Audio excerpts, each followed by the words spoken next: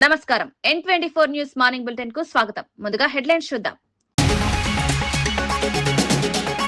ఎల్లంపల్లిపై BRS ప్రచారం అబద్దమన్న ఆది శ్రీనివాస్. ఎల్లంపల్లి నీటిపై బీఆర్ఎస్ నిలదీత, రైతులను తప్పుదో పట్టించొద్దన్న ఆది శ్రీనివాస్ వాస్తవాలను ప్రజలకు చెప్పాలని సూచన.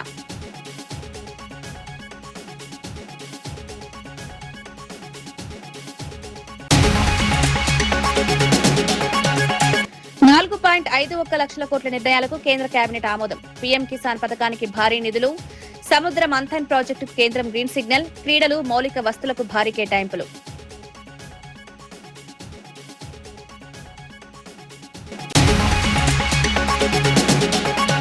భువనేశ్వరి వ్యాఖ్యలపై లక్ష్మీపార్వతి ఘాటు విమర్శలు. చంద్రబాబు హామీలపై ప్రశ్నించిన లక్ష్మీపార్వతి, మాటల కంటే చేతల్లో చూపాలని సూచన. ఎన్నికల హామీలపై సమాధానం చెప్పాలని డిమాండ్.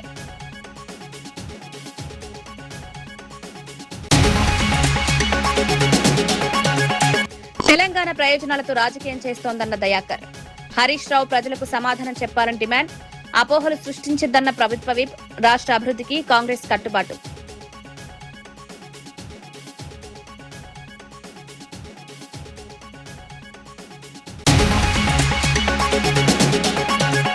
జర్నలిస్టులకు ఇండ్ల స్థలాలు ఇవ్వాలన్న టీయూడబ్ల్యూజే. రంగారెడ్డి జర్నలిస్టులకు ప్రాధాన్యం.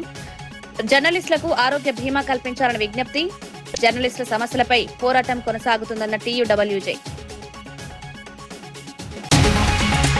ప్రభుత్వ విప్ ఆది శ్రీనివాస్, బీఆర్ఎస్ నేతలు హరీష్ రావు, కేటీఆర్ చేసిన వ్యాఖ్యలను తీవ్రంగా ఖండించారు. కాళేశ్వరం ప్రాజెక్టు లేకుండా ఎల్లంపల్లి ప్రాజెక్టుకు నీరు రాదంటూ బీఆర్ఎస్ చేసిన ప్రచారం పూర్తిగా అబద్దమన్నారు. ఎగువ ప్రాంతాల్లో కురిసిన భారీ వర్షాలతో కన్నేపల్లి పంప్ హౌస్ నుంచి ఒక్క చుక్క నీటిని కూడా ఎత్తిపోకుండానే శ్రీపాద ఎల్లంపల్లి ప్రాజెక్టు దాదాపు పూర్తి స్థాయి నీటి మట్టానికి చేరుకుందని వివరించారు. ఈ పరిణామంతో బీఆర్ఎస్ చేస్తున్న తప్పుడు ప్రచారం ప్రజల ముందే బట్టబయలైందన్నారు. రైతులను తప్పుదో పట్టించే ప్రయత్నాలు వెంటనే మానుకోవాలని హితవు పలికారు. వాస్తవాలను వక్రీకరించి రాజకీయ లబ్ధి పొందాలనే ప్రయత్నాలు సరికాదన్నారు. రాష్ట్ర ప్రయోజనాలను దృష్టిలో పెట్టుకుని ప్రతిపక్షం బాధ్యతాయుతంగా వ్యవహరించాలని సూచించారు. అబద్దాల ప్రచారం చేసినటువంటి హరీష్ రావు గారు, కేటీఆర్, బీఆర్ఎస్ కు సంబంధించినటువంటి వారి వాదన డొల్లే అని తేలిపోయింది. ఈసారి కాంగ్రెస్ పార్టీ హయాంలో కట్టినటువంటి ప్రాజెక్టు ద్వారా మిడ్మానే డ్యామ్ కు నీళ్లను ఎత్తిపోసే ప్రక్రియ కూడా ప్రారంభమైంది 2-3 రోజుల నుంచి. మేము నిర్మించినటువంటి మేడిగడ్డే లేకపోతే, అన్నారం లేకపోతే, సుందీలే లేకపోతే ఎల్లంపల్లి దగ్గరికి నీళ్లు ఎక్కడివి అనేటువంటి వారికి ప్రకృతి సమానం చెప్పింది అన్నమాట. సందర్భంగా చెప్పే ప్రయత్నం చేస్తూ ఈరోజు శుద్ధ అబద్దాలు మానుకోవాల్సిందిగా మేము కోరుతున్నాం. కాంగ్రెస్ వచ్చిన తర్వాత ఇబ్బంది అని చెప్పిన మాట, కరువును కూడా రాజకీయం చేయాలని చెప్పి చూశారు. మంత్రి అడ్లూరి లక్ష్మణ్ ఎల్లంపల్లి ప్రాజెక్టు నీటి అంశంపై బీఆర్ఎస్ చేస్తున్న ప్రచారాన్ని తీవ్రంగా తప్పుబట్టారు. కాంగ్రెస్ ప్రభుత్వ హయాంలో నిర్మించిన ఎల్లంపల్లి ప్రాజెక్టు ద్వారానే ప్రస్తుతం నీరు అందుతోందని స్పష్టం చేశారు. ఈ విషయంలో మాజీ ముఖ్యమంత్రి కేసీఆర్ చేసిన అన్ని వ్యాఖ్యలు అసత్యాలేనన్నారు. నీటి సరఫరా తన ఘనత అని బీఆర్ఎస్ నేతలు చెప్తున్న ప్రచారం పూర్తిగా అవాస్తవమని పేర్కొన్నారు. రాష్ట్రానికి మేలు చేస్తున్న వర్షాలను కూడా బీఆర్ఎస్ జీర్ణించుకోలేకపోతోందని విమర్శించారు. ఎల్లంపల్లికి చేరిన నీటిని కాంగ్రెస్ ప్రభుత్వ ప్రణాళికలే కారణమన్నారు. ప్రజలను తప్పుదోవ పట్టించే రాజకీయాలకు బదులుగా వాస్తవాలను అంగీకరించాలని బీఆర్ఎస్ కు సూచించారు. ప్రాజెక్టు నుంచి నీటిని విడుదల చేయడం జరిగింది. ఎవరు చేయలే, మా ప్రాజెక్టు వల్ల నీళ్లు వచ్చినాయి, మా ప్రాజెక్టు వల్ల సస్యశ్యామలైన అంటే మరి ఈరోజు కేటీఆర్ ఏం జవాబు చెప్తారో చెప్పమనండి. శ్రీపాద ఎల్లంపల్లి ప్రాజెక్టు ద్వారా భారీ వర్షాలతో వరద వచ్చి ఈ రాష్ట్ర రైతాంగం అంతా చల్లగా ఉండే, అన్ని వర్గాల ప్రజలకు చల్లగా ఉండాలని చెప్పి వర్షాలు కురిస్తే ప్రధాన ప్రతిపక్ష నాయకులు కొంతమంది ఏమంటారంటే అత్యంత బాధాకరమైన విషయం ఏంటంటే కరువును కోరుకుంటున్నారు. ఈ రాష్ట్రంలో కరువుగా రావాలి, కాంగ్రెస్ ఖతం కావాలి. ఇంత దురాలోచనతోని ప్రకటనలు చేయడం, నోటికి ఎంత వస్తే అంత ఆ విధంగా మాకు ఒక 4 రోజుల అవకాశం ఇచ్చి చూడండి అని చెప్పి మాజీ మంత్రి హరీష్ రావు మాట్లాడతాడు. ఆయన మంత్రిగా అయిన కంటే ఇంజనీర్గా పెద్ద పెద్ద మాటలు చెప్పిండు. ఈరోజు ఇరిగేషన్ శాఖ మంత్రి ఉత్తమ్ కుమార్ రెడ్డి గారు మొదటి నుంచి చెప్తున్నాం, ఈరోజు ఈ యొక్క ఉత్తర తెలంగాణకు సంబంధించినటువంటి 2023 డిసెంబర్ తర్వాత పెద్ద ఎత్తున ప్యాడీ పంట కూడా వచ్చింది. రైతులు పెద్ద ఎత్తున వరి ధాన్యాన్ని పండించిండ్రు. తెలంగాణ రాష్ట్రంలో అత్యధికంగా ప్యాడీ వచ్చింది ఎక్కడంటే ఉమ్మడి కరీంనగర్ జిల్లా.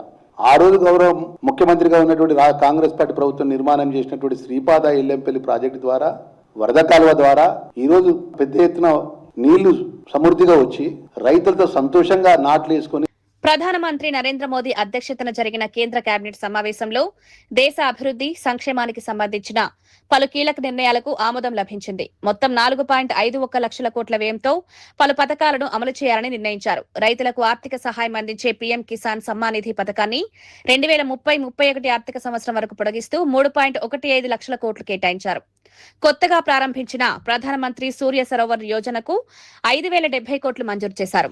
సముద్ర వనరుల పరిశోధన వినియోగానికి సంబంధించిన సముద్ర మంథన్ ప్రాజెక్టుకు 84 కోట్ల ఆమోదం లభించింది. క్రీడల అభివృద్ది కోసం ఖేలో ఇండియా జాతీయ క్రీడా సమాఖ్యలకు 36,441 కోట్లు కేటాయించారు.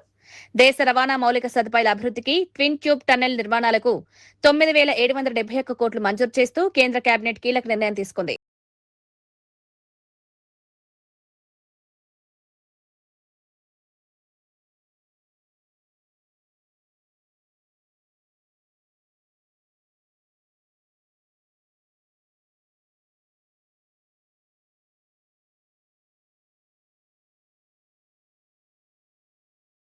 ఆంధ్రప్రదేశ్ సాధు పరిషత్ సభ్యులు శ్రీవ్యాస ఆశ్రమానికి సంబంధించిన వివాదాలపై ఆందోళన వ్యక్తం చేశారు. ఆశ్రమానికి ఉన్న ఆధ్యాత్మిక ప్రాముఖ్యతను కాపాడుతూ వివాదాలను శాంతియుతంగా పరిష్కరించాలని కోరారు. ఈ అంశంలో రాజకీయ పార్టీలు నాయకులు జోక్యం చేసుకోకుండా ఉండాలని విజ్ఞప్తి చేశారు. ఆశ్రమ సాంప్రదాయాలు వారసత్వాన్ని పరిరక్షించడం అందరి బాధ్యత అని పేర్కొన్నారు. ఆధ్యాత్మిక సంస్థల విషయంలో రాజకీయ వివాదాలు చోటు చేసుకోవడం సమాజానికి మంచిది కాదన్నారు. భక్తుల మనోభావాలను గౌరవిస్తూ అన్ని వర్గాలు సామరస్య వాతావరణాన్ని కొనసాగించాలని పిలుపునిచ్చారు. చర్చలు పరస్పర అవగాహన ద్వారానే సమస్యకు శాశ్వత పరిష్కారం సాధ్యమవుతుందని సాధు పరిషత్ అభిప్రాయపడింది. ఒక ప్రశ్నార్థకముగా, ఒక అయోమయముగా, ఒక గందరగోళ పరిస్థితి ఆశ్రమం మీద నీలి నీడలు అల్లుకోవడం అనేది చాలా బాధాకరం. ఒక ఆధ్యాత్మిక క్షేత్రంలో దయచేసి ఏ పార్టీ అయినా కూడా, ఏ నాయకులైనా కూడా మేము చాలా ప్రేమపూర్వకంగా మేము కోరుతూ ఉన్నాం. ఇందులో దయచేసి మీ జోక్యం వద్దు. దయచేసి ఆంధ్రప్రదేశ్ సాధు పరిషత్తు రాజకీయ జోక్యాన్ని ఎట్టి పరిస్థితిలో కూడా మేము అంగీకరించేది లేదు. ఏవైనా సమస్యలుంటే మేము కూర్చొని మాట్లాడుకుంటాం. మరొక్కసారి నొక్కి వక్కానిస్తూ ఉన్నాం. మహత్తు కలిగినటువంటి వ్యాసాశ్రమంలో అవినీతి జరుగుతుందని ఇలా మాట్లాడుతున్నారు. దీనివల్ల ఏమవుతుందంటే మన హిందూ ధర్మాన్ని, మన సనాతన ధర్మాన్ని, మన ఆశ్రమ వ్యవస్థని మనమే కించపరుచుకున్న వాళ్ళం అవుతున్నాం. ఈ వ్యాసాశ్రమ పరిరక్షణ సమితిలో ఉన్నటువంటి గౌరవనీయులు, గురువులు, పూజ్యులు వాళ్ళకు గాని, అలాగే పూర్వ విద్యార్థుల పరిరక్షణ సమితిలో ఉన్నారు వాళ్ళకు కానీ మేము ఆంధ్రప్రదేశ్ సాధు పరిషత్ తరపున సవినయంగా ఒక విషయం మనవి చేసుకుంటున్నాం. మీరందరూ కూడా ఏ విషయం ఉన్నా దాన్ని గవర్నమెంట్ ద్వారానో జ్యుడిషియరీ ద్వారానో చేయాలి తప్పితే అదే పనిగా ఈ సోషల్ మీడియాలో గాని, ప్రెస్ మీట్లు గాని ఇలా ఒక అనవసరమైనటువంటి రాద్ధాంతాన్ని సృష్టించడం వల్ల సనాతన ధర్మం పలచనైపోతుంది పబ్లిక్ లో. భోగాపురం అంతర్జాతీయ విమానాశ్రయం ప్రారంభోత్సవానికి ముందు విశాఖపట్నంలో వేడుకలు ఘనంగా కొనసాగుతున్నాయి. గ్రేటర్ విశాఖ మున్సిపల్ కార్పొరేషన్ ఆధ్వర్యంలో ఆర్కే బీచ్ లో mega flash mob, beach walk కార్యక్రమాలు నిర్వహించారు. ఉత్తరాంధ్ర అభివృద్ధికి ప్రతీకగా నిలిచే భోగాపురం విమానాశ్రయానికి ప్రజల మద్దతు చాటేలా ఈ కార్యక్రమాలను ఏర్పాటు చేశారు. విద్యార్థులు, యువత, ప్రజలు పెద్ద సంఖ్యలో పాల్గొని ఉత్సాహంగా సందడి చేశారు. సాంస్కృతిక ప్రదర్శనలు, నృత్యాలతో విశాఖ సాంస్కృతిక వైభవాన్ని ప్రతిబింబించారు. భోగాపురం విమానాశ్రయం అందుబాటులోకి వస్తే ఉత్తరాంధ్రలో పెట్టుబడులు, పర్యాటకం, పారిశ్రామిక అభివృద్ధి, కొత్త అవకాశాలు ఏర్పడతాయన్నారు. ప్రజల్లో అభివృద్ధిపై అవగాహన పెంపొందించడమే ఈ కార్యక్రమ లక్ష్యమని పేర్కొన్నారు. రేపు మన ఉత్తరాంధ్రకి ఎంతో ప్రాముఖ్యమైన అల్లూరు సీతారామరాజు ఇంటర్నేషనల్ ఎయిర్పోర్ట్ని ఆనరబుల్ ప్రైమ్ మినిస్టర్ గారి చేతుల మీదుగా మనం అందరం ఇనాగ్రేట్ చేసుకోబోతున్నాం. గత వారం రోజుల నుంచి ఎంటైర్ ఉత్తరాంధ్ర ఈ అకేషన్ని సెలబ్రేట్ చేసుకుంటుంది. ఉత్తరాంధ్ర కళలకు రెక్కలు అన్న ఒక స్లోగన్తో, నినాదంతో ప్రజలందరూ ఈ కార్యక్రమంలో పాల్గొనాలని ప్రభుత్వం చాలా యాక్టివిటీస్ టేకప్ చేసింది. దానిలో భాగంగా ఈరోజు విశాఖపట్నంలో బీచ్ వాక్ మరియు ఫ్లాష్ మాబ్ని టేకప్ చేయడం జరిగింది. రేపు పొద్దున సుమారు విశాఖపట్నం జిల్లా నుంచి 1,00,000 మంది జనాలు భోగాపురం ఇంటర్నేషనల్ ఎయిర్పోర్ట్, మన అల్లూరు సీతారామరాజు ఇంటర్నేషనల్ ఎయిర్పోర్ట్ ప్రారంభోత్సవంలో పాల్గొంచుకుంటున్నారు. ఎవరికైతే ఈ ఇంటర్నేషనల్ ఎయిర్పోర్ట్ ద్వారా వాళ్ళకు ఒక ఎకో సిస్టమ్ క్రియేట్ అవుతుందో, ఎంప్లాయ్మెంట్ ఆపర్చునిటీస్ క్రియేట్ అవుతుందో, ఫ్యూచర్ గ్రోత్లో పాలు పంచుకోబోతున్నారో వాళ్ళందరూ ఈ కార్యక్రమంలో పాల్గొనాలి అని చెప్పి గవర్నమెంట్ వాళ్ళందరికీ ప్రతి విలేజ్ నుంచి, ప్రతి మండల్ నుంచి బస్సెస్ ఏర్పాటు చేయడం జరిగింది. వాళ్ళందరూ ఎటువంటి ఇబ్బంది పడకుండా ఎయిర్పోర్ట్ చేరుకునే విధంగా చాలా కంప్లీట్గా అరేంజ్మెంట్స్ చేయడం జరిగింది. భోగాపురం అంతర్జాతీయ విమానాశ్రయంపై జరుగుతున్న రాజకీయ విమర్శలకు మంత్రి కొండపల్లి శ్రీనివాస్ ఘాటుగా స్పందించారు. ఈ ప్రాజెక్టుకు అసలు క్రెడిట్ ఎవరిదో ప్రజలకు బాగా తెలుసని స్పష్టం చేశారు. ప్రధాని నరేంద్ర మోదీ పర్యటనకు సుమారు 3 లక్షల మంది హాజరవుతారని తెలిపారు. ప్రారంభోత్సవ వేడుకలకు ఉత్తరాంధ్ర సంస్కృతిని ప్రతిబింబించే ధింసా నృత్యంతో ప్రధానమంత్రికి ఘన స్వాగతం పలుకుతామన్నారు. భోగాపురం విమానాశ్రయం ఉత్తరాంధ్ర అభివృద్ధికి కొత్త దిశ చూపుతుందని పేర్కొన్నారు. ఈ ప్రాజెక్టుతో ఉపాధి పెట్టుబడులు, పర్యాటక రంగానికి పెద్ద ఊతం లభిస్తుందన్నారు. విమానాశ్రయ ప్రారంభోత్సవాన్ని చారిత్రాత్మకంగా నిర్వహించేందుకు అన్ని ఏర్పాట్లు పూర్తయ్యాయని వెల్లడించారు. గౌరవ ప్రధానమంత్రి గారు తిలకిస్తున్నారు. ఒక గిన్నెస్ రికార్డు కూడా జరుగుతుంది కాబట్టి మరి ఖచ్చితంగా ప్రజలందరూ కూడా భాగస్వామ్యం అవ్వాలి.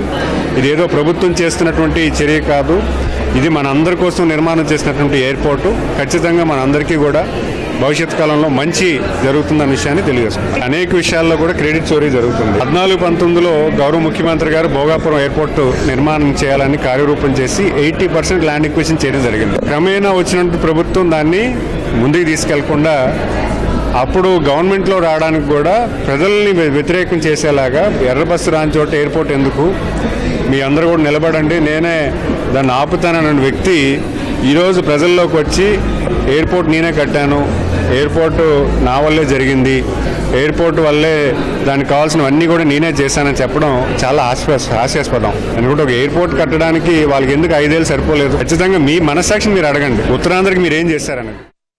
వైఎస్ఆర్సీపీ ప్రధాన కార్యదర్శి నందమూరి లక్ష్మీ పార్వతి టీడీపీ అధినేత చంద్రబాబు, నారా భువనేశ్వరిపై తీవ్ర విమర్శలు చేశారు.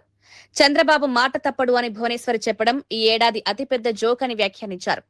చంద్రబాబు రాజకీయ జీవితంలో ఇచ్చిన హామీలను పూర్తిగా నెరవేర్చిన ఒక్క ఉదాహరణ అయినా చూపించాలని సవాల్ విసిరారు. ఉచిత విద్యుత్ హామీ కూడా చంద్రబాబుదేనని చెప్పడం పచ్చి అబద్దమని మండిపడ్డారు. ప్రజలను తప్పుదోవ పట్టించే ప్రకటనలు చేయడం మానుకోవాలని సూచించారు. ఎన్నికల హామీల అమలుపై ప్రజలకు సమాధానం చెప్పాల్సిన బాధ్యత టీడీపీ నాయకత్వంపై ఉందన్నారు. వాస్తవాలను వక్రీకరించి రాజకీయ లబ్ధి పొందే ప్రయత్నాలు ప్రజలు గమనిస్తున్నారని పేర్కొన్నారు. సరే, అతను ఇచ్చిన హామీ నెరవేర్చాడు. ఏ ఒక్కటి చెప్పమ్మా. లాస్ట్ ఎలక్షన్స్ 2014 ఎన్నికల్లో ఆయన 600 హామీలు ఇచ్చారు. ఈసారి అవన్నీ కూడా మర్చిపోయారు అనుకుందాం. జనాలు మర్చిపోరు, వాళ్ళకు ఉంటాయి మనసులో. మొన్న ఎన్నికలే కదా రీసెంట్గా 2024 ఎలక్షన్స్లో ఎన్ని హామీలు ఇచ్చారమ్మా? దాదాపు 143 హామీలు ఇచ్చారు మొన్న ఎలక్షన్లో కూడా. అందులో కూడా ఈ సూపర్ 6, సూపర్ 7 అనేది చాలా హైలైట్ చేసుకున్నారు. ఇంకేంటి, మేము గవర్నమెంట్ రాగానే ఫస్ట్ సంతకం అదేనని చెప్పన్నారు. కానీ అందులో ఎన్ని అమలు చేశారు? మిగిలినన్నీ వదిలిపెడదాం మనం. మీరు మహిళల గురించే మాట్లాడారు కనుక ఆ మహిళలకు జరుగుతున్న అన్యాయం ఏంటో, మహిళలకి మీ ఆయన ఎన్ని హామీలు నిలబెట్టారో వాటిని గురించే మనం మాట్లాడదాం. ఇప్పుడు 18 ఏళ్లు దాటినటువంటి ప్రతి మహిళకు కూడా 1500 చొప్పున ఆడబిడ్డ నిధి ఇస్తామని చెప్పి ఎవరమ్మా ప్రకటించింది? చంద్రబాబు నాయుడే కదా ఎలక్షన్ ముందు. పెద్ద హామీ కదా. మరి ఆడబిడ్డ నిధి ఎందుకు ఇవ్వట్లేదని చెప్పి మీ ఆయన చెవి మెలేశారా ఎప్పుడైనా సరే? ఆయన అడిగారా మీరు హామీలు ఆయన నిలబెట్టుకుంటారని మాట అంటున్నారే. ఉచిత విద్యుత్ హామీ ఎవరిదమ్మా అసలు? ఉచిత విద్యుత్ హామీ చంద్రబాబుదా? ఇంతకంటే అబద్ధం, పచ్చి అబద్ధం ఇంకేమన్నా ఉంటుందా భువనేశ్వరి? ఎందుకు ఈ విధంగా మీరు కూడా దిగజారిపోతున్నారు వాళ్ళలాగానే? ఆయన మాట ఇస్తే తప్పరు. హరిశ్చంద్రుడు 6వ సంతానం అన్నట్టుగా మీరు మాట్లాడుతుంటే నవ్వుగాకేంటమ్మా తల్లి? ప్రభుత్వ విప్ ఎమ్మెల్సీ అద్దంకి దయాకర్ బీఆర్ఎస్ పై తీవ్ర విమర్శలు చేశారు. తమ రాజకీయ అస్తిత్వం కోసం తెలంగాణ ప్రజల ప్రయోజనాలను కూడా పణంగా పెట్టే స్థాయికి బీఆర్ఎస్ దిగజారిందని ఆరోపించారు. ఇటీవల చేసిన ఆరోపణలపై మాజీ మంత్రి హరీష్ రావు ప్రజలకు వెంటనే స్పష్టతనివ్వాలని డిమాండ్ చేశారు. రాష్ట్ర ప్రయోజనాల కంటే రాజకీయ ప్రయోజనాలకే బీఆర్ఎస్ ప్రాధాన్యమిస్తోందని విమర్శించారు. ప్రజల్లో అపోహలు సృష్టించే ప్రకటనలు చేయడం బాధ్యతాయుత రాజకీయాలకు విరుద్ధమన్నారు. వాస్తవాలను ప్రజల ముందుంచి సమాధానం చెప్పాలని హరీష్ రావును కోరారు. లేదంటే ప్రభుత్వ వ్యతిరేకత పెరగాలని, ప్రభుత్వానికి నష్టం జరగాలని వాళ్ళు చేస్తున్న ప్రయత్నం చూస్తే ఒకంత నవ్వుతో పాటు మరింత ఒక ఆవేశం వస్తున్న పరిస్థితి. ఎందుకంటే ఇంతకు దిగజారాల్సిన స్థితి ఎందుకు? బీఆర్ఎస్ నేత కేసీఆర్ గారు అల్లుడు హరీష్ రావు గారు ఎక్కడెక్కడ పోయి పూజలు చేస్తుండో మనకు సమాచారం ఉంది. ఒక్కసారి తెలంగాణ ప్రజలకు గమనించండి. శివమొగ్గ, దాన్ని షిమోగ అంటారు. అది తాంత్రిక పూజలకు ప్రతీతి. అంటే క్షుద్ర పూజలు, ఊళ్ళలో చేతబడి లాంటి ఇట్లాంటి అంటారు. అట్లా వ్యక్తులకు వ్యతిరేకంగా జరగాలి, లేకపోతే వ్యవస్థకు వ్యతిరేకంగా జరగాలని. రెండవది జై అఘోరకలి, ఇది ట్రిసిటీలో ఉంటుంది, తిరుచిలో ఉంటుంది. దీన్ని తిరుచానపల్లి అంటారు. ఇక్కడ వీళ్ళు పూజలు చేయించడం దేనికి సంకేతం? తెలంగాణ ప్రభుత్వం నష్టపోవాలనే విషయం ఒకటైతే వానలు రావద్దని, వానలు రాకపోతే సమస్యలు వస్తాయి, రైతుల నుంచి సమస్యలు వస్తాయి, సమాజం నుంచి వ్యతిరేకత వస్తుంది, దాని కొరకు. రెండవది, ఈరోజు ప్రభుత్వం చేస్తున్న మంచి పథకాలను వ్యతిరేకత సృష్టించడానికి టెక్నికల్ గా ఉన్న సోషల్ మీడియాను, లేదంటే మెయిన్ స్ట్రీమ్ మీడియాను, లేదంటే ట్రోల్స్ మీడియాను అన్నిటిని వాడుకుంటున్న పరిస్థితి. అది సరిపోక ఇలాంటి తాంత్రిక క్షుద్ర పూజలతో తెలంగాణ ప్రభుత్వానికి నష్టం జరగాలని కోరుకోవడం, వీళ్ళు తెలంగాణ బాగుపడాలని కోరుకుంటోళ్ళ అధికారం లేకపోతే అఘోరాలుగా తయారవుతున్న పరిస్థితి. ఈరోజు అఘోరాలతో దేశానికి మంచి జరిగింది, కొన్ని ప్రాంతాల్లో దేశం యొక్క అస్తిత్వాన్ని నిలిపే దాంట్లో ఉన్నారు. కానీ వీళ్ళు భారీ వర్షాలతో శ్రీబాద ఎల్లంపల్లి ప్రాజెక్టు నిండిపోవడంతో ఉత్తర తెలంగాణ రైతుల్లో ఆనందం వ్యక్తమవుతోంది. కాళేశ్వరం ప్రాజెక్టుతో సంబంధం లేకుండానే ఎగువ ప్రాంతాల నుంచి భారీగా వరద జలాలు ఎల్లంపల్లికి చేరడంతో ప్రాజెక్టు పూర్తి స్థాయికి చేరువైంది. అక్కడి నుంచి మిడ్మానేరు, మల్లన్న సాగర్ తో పాటు ఇతర జలాశయాలకు నీటి విడుదల కొనసాగుతోంది. దీంతో సాగునీటి పరిస్థితులు మెరుగుపడగా రైతులు ఊపిరి పీల్చుకున్నారు. ప్రస్తుత వర్షపాతం వల్ల ఖరీఫ్ సాగుకు తగినంత నీరు అందే పరిస్థితి ఏర్పడిందని అధికారులు తెలిపారు. జలాశయాల్లో నీటి నిల్వలు పెరగడంతో భూగర్భ జలాలు కూడా మెరుగుపడే అవకాశం ఉందని చెబుతున్నారు. సాగునీటి సరఫరా సక్రమంగా కొనసాగితే ఉత్తర తెలంగాణలో పంటల ఉత్పత్తి పెరుగుతుందని రైతులు ఆశాభావం వ్యక్తం చేశారు. నీళ్లు వచ్చినాయి, మా ప్రాజెక్టు వల్ల సస్యశ్యామలం ఏంటంటే మరి ఈరోజు కేటీఆర్ ఏం జవాబు చెప్తారో చెప్పమనండి. శ్రీపాద ఎల్లంపల్లి ప్రాజెక్టు ద్వారా భారీ వర్షాలతో వరద వచ్చి ఈ రాష్ట్ర రైతాంగం అంతా చల్లగా ఉండే, అన్ని వర్గాల ప్రజలకు చల్లగా ఉండాలని చెప్పి వర్షాలు కురిస్తే ప్రధాన ప్రతిపక్ష నాయకులు కొంతమంది ఏమంటారంటే అత్యంత బాధాకరమైన విషయం ఏంటంటే కరువును కోరుకుంటున్నారు. ఈ రాష్ట్రంలో కరువు రావాలి, కాంగ్రెస్ ఖతం కావాలి. ఇంత దురాలోచనతోని ప్రకటనలు చేయడం, నోటికి ఎంత వస్తే అంత ఆ విధంగా మాకు ఒక నెల రోజుల అవకాశం ఇచ్చి చూడండి అని చెప్పి మాజీ మంత్రి హరీష్ రావు మాట్లాడతాడు. ఆయన మంత్రిగా అయిన కంటే ఇంజనీర్గా పెద్ద పెద్ద మాటలు చెప్పిండు. ఈరోజు ఇరిగేషన్ శాఖ మంత్రి ఉత్తమ్ కుమార్ రెడ్డి గారు మొదటి నుంచి చెప్తున్నాం, ఈరోజు ఈ యొక్క ఉత్తర తెలంగాణకు సంబంధించినటువంటి 2023 డిసెంబర్ తర్వాత పెద్ద ఎత్తున తాడి పంట కూడా వచ్చింది. రైతులు పెద్ద ఎత్తున వరి ధాన్యాన్ని పండించారు. గత 10 ఏళ్ల బీఆర్ఎస్ పాలనలో విద్యారంగం తీవ్ర నిర్లక్ష్యానికి గురైందని కాంగ్రెస్ పార్టీతో ఆరోపించింది. అధ్యాపకులకు బదిలీలు, పదోన్నతులు కల్పించకుండా జాప్యం చేశారని విమర్శించింది.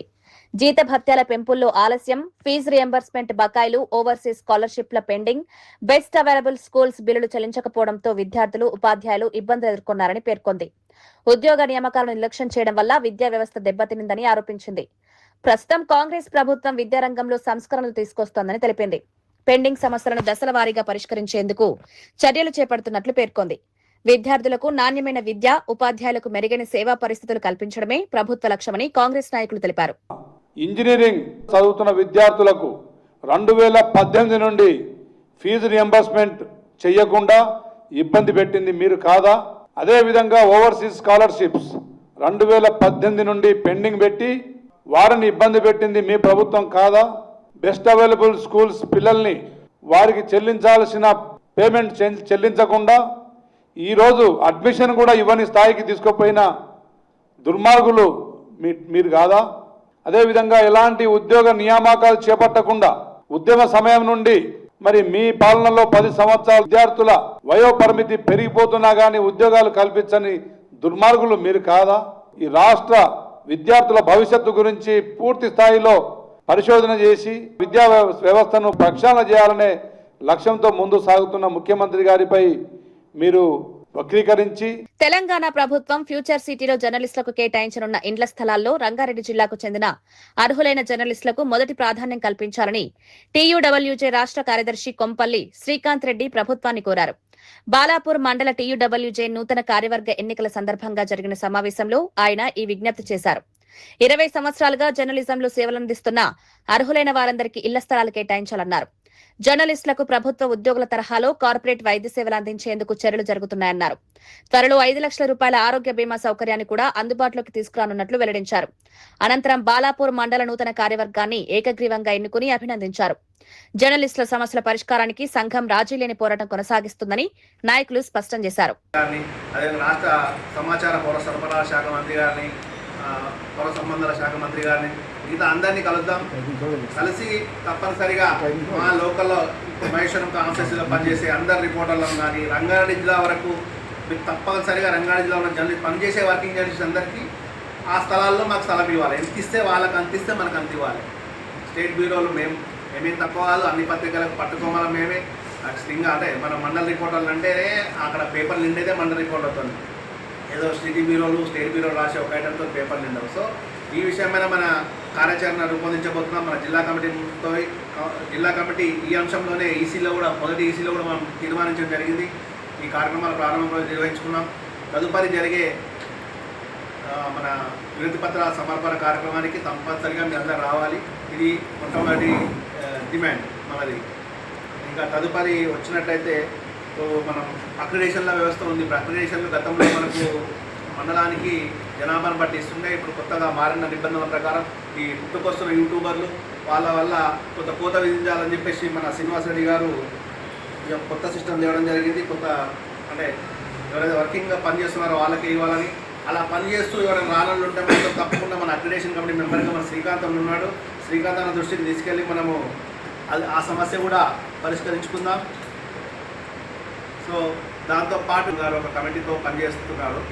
ఆ సందర్భంలో మనం కూడా తెలంగాణ ఉద్యమంలో పాత్ర పోషించడం జరిగింది. ఎందుకంటే మీరు ఒక న్యూస్ రాసినా తెలంగాణ ఉద్యమం కోసం రాసినట్టే. ఆంధ్ర పత్రికలో ఆంధ్ర యజమానంలో పనిచేస్తూ కూడా మనం ఇక్కడ తెలంగాణ ఉద్యమం కోసం సపోర్టివ్గా న్యూస్ రాయడం జరిగింది. వాళ్ళకు భాషగా నిలవడం జరిగింది. మన మీద కేసులు అనే ఒక నిబంధనను ఉండొద్దని చెప్పాం. ఈ కేసులు జర్నలిస్టుల మీద పోలీసులు కేసు పెట్టారు. మనం ఒక ఉద్యమంలో ఉన్న కూడా పక్కన తీసుకెళ్ళి వేరే వాళ్ళని కేసులు పెడతారు. సో కేసుల నిబంధనలు లేకుండా మమ్మల్ని గుర్తించాలని చెప్పేసి మన రాష్ట్ర అధ్యక్షుడు విరాట్ అలీ గారు ఇటీవలే వీళ్ళని కోదండ రామ్ సార్ గారిని వాళ్ళని కలవడం జరిగింది, కేశవరావు కమిటీని. మనం కూడా ఒక జిల్లా తరఫున ఆ రోజు ఉద్యమం సమయంలో పనిచేసిన రిపోర్టర్లు ఎవరున్నారో వాళ్ళని గుర్తించి వాళ్ళతో ఒక జాబితా తయారు చేసి మన ఉద్యమకారుల కమిటీకి కూడా మన జిల్లా కమిటీ తరఫున నేను సత్తన్న గారు కలిసి ఒక వినతి పత్రం ఇద్దామనుకుంటున్నాం. ఇప్పటికే సత్తన్నకు మా ప్రవీణ వీళ్ళ కొంతమందికి ఉద్యమకారుల కోదండ రామ్ కమిటీ నుంచి ఒక పిలుపు వచ్చింది, మొన్న వెళ్ళడం జరిగింది. వారు నెక్స్ట్ మీటింగ్ కన్నా ముందు మనము కార్యదర్శి శ్రీకాంత్ రెడ్డి గారు ఇంజనీరింగ్ విద్యార్థులపై ముఖ్యమంత్రి రేవంత్ రెడ్డి చేసిన వ్యాఖ్యలను తెలంగాణ రక్షణ సేన రాష్ట్ర నాయకుడు ఇస్మాయిల్ తీవ్రంగా ఖండించారు. ఇంజనీరింగ్ విద్యార్థులను అవమానించాలని చేసిన వ్యాఖ్యలు ముఖ్యమంత్రి అజ్ఞానం, అహంకారానికి నిదర్శనమని విమర్శించారు. దేశ నిర్మాణంలో కీలక పాత్ర పోషిస్తున్న విద్యార్థులపై ఇలాంటి వ్యాఖ్యలు చేయడం బాధాకరమన్నారు. ఫీజు రియంబర్స్మెంట్, ఉద్యోగాలు, విద్యా వ్యవస్థలో సంస్కరణలు కోరుతున్న విద్యార్థులపై అసహనంతో ప్రభుత్వం స్పందిస్తోందని ఆరోపించారు. విద్యాశాఖ బాధ్యతలు నిర్వహిస్తున్న ముఖ్యమంత్రి విద్యార్థుల మనోభావాలను దెబ్బతీయకుండా వ్యవహరించాలని సూచించారు. వెంటనే విద్యార్థులకు బహిరంగ క్షమాపణ చెప్పాలని డిమాండ్ చేశారు. కూడా ముఖ్యమంత్రి గారు గుర్తించలేకపోవడం హాస్యాస్పదంగా ఉన్నది. ఈ విద్యా వ్యవస్థలో సమూలమైనటువంటి మార్పులు చేయాల్సినటువంటి బాధ్యతాయుతమైనటువంటి విద్యాశాఖను కూడా తన దగ్గర పెట్టుకొని ముఖ్యమంత్రి గారు పదే పదే విద్యాశాఖ పట్ల, విద్యార్థుల పట్ల అలసత్వం ప్రదర్శించడమే కాకుండా తన అసహనాన్ని కూడా ప్రదర్శిస్తూ వస్తూ ఉన్నారు. ఇది మంచిది కాదు అనేటువంటి భావన తెలంగాణ రక్షణ సేన చెప్పదలుచుకున్నది. అట్లాగే మొత్తం విద్యార్థుల ఆత్మగౌరవాన్ని దెబ్బతీసే విధంగా విద్యార్థులను, విద్యా వ్యవస్థను అపహాస్యం చేసేటట్టుగా ముఖ్యమంత్రి రేవంత్ రెడ్డి గారు మాట్లాడినారు. ఆయన విద్యార్థులకు, విద్యావంతులకు క్షమాపణ చెప్పాలని కూడా తెలంగాణ రక్షణ సేన డిమాండ్ చేస్తూ ఉన్నది. ప్రజాస్వామ్యంలో ప్రశ్నించేటటువంటి హక్కు ప్రతి ఒక్కరికి ఉంటుంది, అట్లాగే విద్యార్థులకు కూడా ఉంటుంది.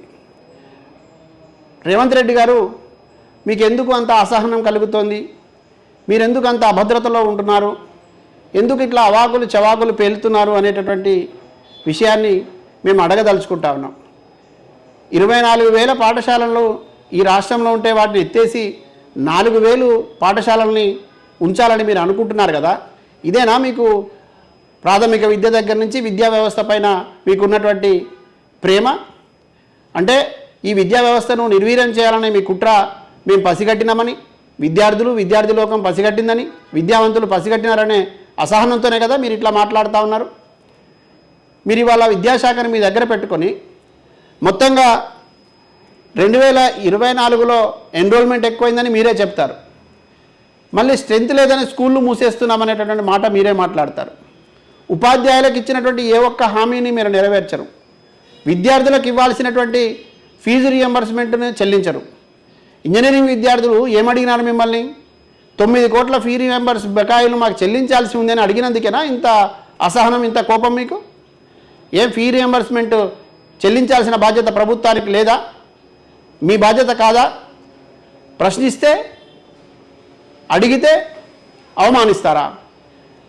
చదువుకున్న వాడికి చదువు విలువ తెలుస్తుంది, అజ్ఞానులకు ఏం తెలుస్తుంది? ఈ అజ్ఞానపు అహంకార మాటలతో పాలన కొనసాగించలేరు రేవంత్ రెడ్డి గారు. విద్యా వ్యవస్థలో సమూలమైనటువంటి మార్పులు రావాలని, విద్యా వ్యవస్థ మరింత బలపడాలని, ఈ విద్యా వ్యవస్థ బలపడడం ద్వారా మాత్రమే సమాజ అభివృద్ధి సాధించబడుతుందని, విద్యకు అధిక ప్రాధాన్యత ఇవ్వాల్సి ఉంటుందని ఎన్ని నివేదికలు మీకు అటు స్వచ్ఛంద సంస్థల దగ్గర నుంచి, బాధ్యత కలిగినటువంటి సామాజిక కార్యకర్తల దగ్గర నుంచి, ఎన్జిఓల దగ్గర నుంచి విద్యావేత్తలు ఎంతమంది మీకు ఇచ్చినారు? మీరు ఏ ఒక్కటన్నా వాటిని పరిశీలించినారా? పరిష్కరించడానికి ప్రయత్నం చేసినారా? పైగా విద్యార్థుల పట్ల మీ లోపల ఉన్నటువంటి అసహనాన్ని అవమానకరంగా మాట్లాడతారా? రేవంత్ రెడ్డి గారు విద్యా వ్యవస్థను భ్రష్టు పట్టించాలనుకుంటున్నాడు, నిర్మూలించాలనుకుంటున్నాడు. కేవలం రియల్ ఎస్టేట్ రంగం ఒక్కటి మాత్రమే ముందుకు తీసుకుపోవాలనేటువంటి ఆలోచన రేవంత్ రెడ్డి గారికి ఉన్నది అనేటటువంటిది ఈ మధ్యకాలంలో ఆయన విద్య పైన మాట్లాడినటువంటి అంశాలను చూస్తే అర్థమవుతా ఉన్నది. విద్యార్థి లోకం ఇవాళ తాము చదువుకు తగినటువంటి అర్హత కలిగినటువంటి వాళ్ళందరికీ ఉద్యోగాలు ఇవ్వమని అడుగుతూ ఉంటే, నోటిఫికేషన్లు వేయమని అడుగుతూ ఉంటే, నిరుద్యోగ సమస్య పరిష్కరించమని అడుగుతూ ఉంటే, ఎల్లంపల్లిపై బీఆర్ఎస్ ప్రచారం అబద్దమన్న ఆది శ్రీనివాస్. ఎల్లంపల్లి నీటిపై బీఆర్ఎస్ నిలదీత, రైతులను తప్పుదో పట్టించద్దన్న ఆది శ్రీనివాస్ వాస్తవాలను ప్రజలకు చెప్పాలని సూచన.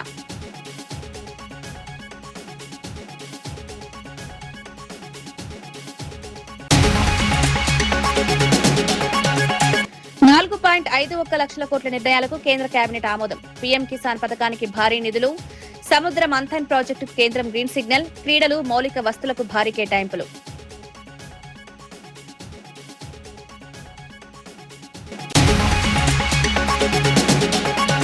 భువనేశ్వరి వ్యాఖ్యలపై లక్ష్మీపార్వతి ఘాటు విమర్శలు. చంద్రబాబు హామీలపై ప్రశ్నించిన లక్ష్మీపార్వతి, మాటల కంటే చేతల్లో చూపాలని సూచన, ఎన్నికల హామీలపై సమాధానం చెప్పాలని డిమాండ్.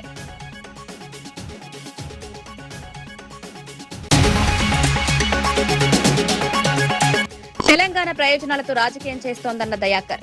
హరీష్ రావు ప్రజలకు సమాధానం చెప్పాలని డిమాండ్. అపోహలు సృష్టించద్దన్న ప్రభుత్వ విప్. రాష్ట్ర అభివృద్ధికి కాంగ్రెస్ కట్టుబాటు.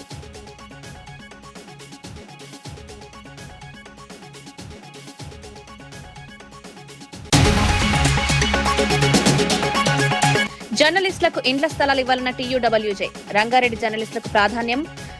జర్నలిస్టులకు ఆరోగ్య బీమా కల్పించాలని విజ్ఞప్తి. జర్నలిస్టుల సమస్యలపై పోరాటం కొనసాగుతుందన్న టీయూడబ్ల్యూజే.